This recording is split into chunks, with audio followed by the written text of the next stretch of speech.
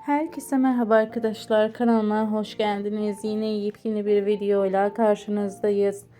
Barış Baktaş ve Yağmur Yüksel'in hayranları sosyal medyada yepyeni kareler paylaştı. Biz de anında sizlerle paylaşıyoruz. Umarım videomuzu beğenirsiniz. Videomuzu beğenip paylaşmayı, bize destek olmayı unutmayın. Bir sonraki videomuzda görüşürüz. Hoşça kalın, iyi seyirler, sağlıkla kalın, mutlu kalın.